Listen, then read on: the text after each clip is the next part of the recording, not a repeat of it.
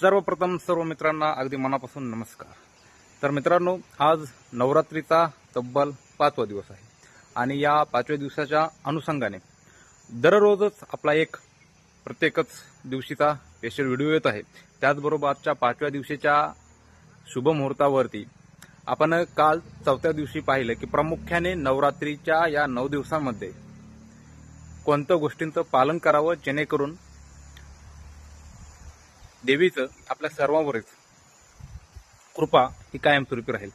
आणि विशेष म्हणजे आजचा हा व्हिडिओ त्याच रिलेटेड आहे। काल आपण पाहिलं की काय करायला पाहिजे आणि आजच्या व्हिडिओमध्ये आपण प्रामुख्याने विशेष म्हणजे पाहू इच्छितो की नेमकं नवरात्रीच्या या 9 दिवसांमध्ये कोणत्या गोष्टी नाही करायला पाहिजेत जेणेकरून आपल्या हातून काही अनुचित गोष्ट घडणार नाही आणि कोणत्या गोष्टी न कराव्यात हे आपण आजच्या व्हिडिओमध्ये पाहूया। चला।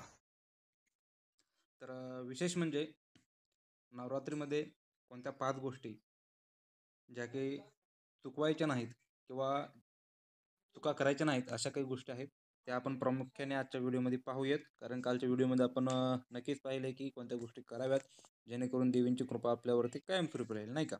तर या गोष्ट लक्षात घ्या, नवरात्रीमध्ये टाळावयाच्या या 5 महत्त्वाच्या सूचना आहेत किंवा मग चुका आहेत ज्या की आपण करायलाच नाही पाहिजे।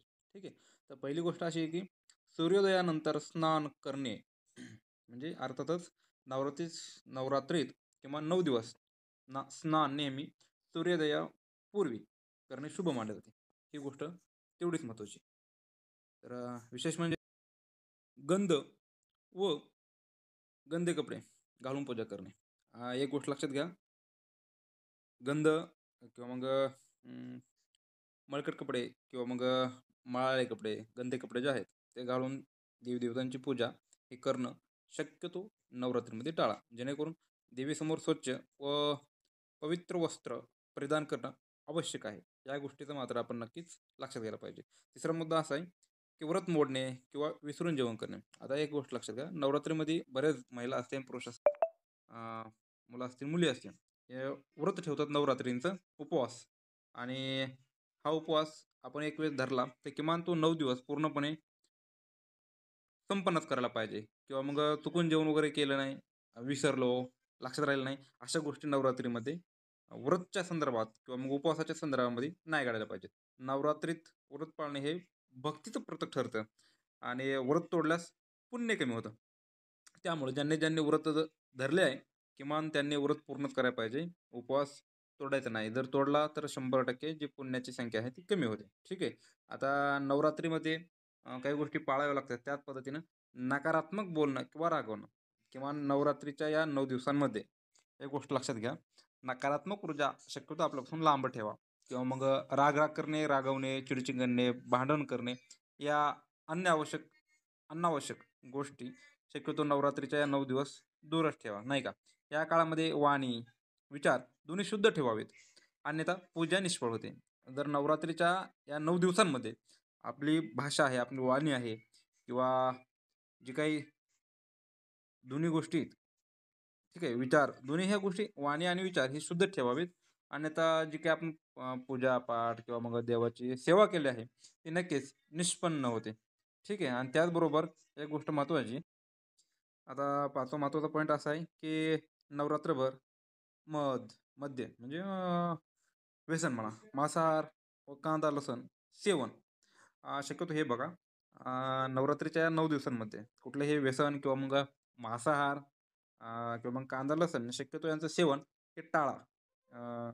काय आहे, नवरात्रीच्या 9 दिवसांमध्ये हे जे काही गोष्टी आहेत त्या अनावश्यक गोष्टी आहेत आणि यांचं सेवन आपण आहाराच्या माध्यमातून नाही करायला पाहिजे। हे पदार्थ वर्ज्य मानले जातात, त्यामुळे देवीची कृपा कमी होते। नक्कीच तर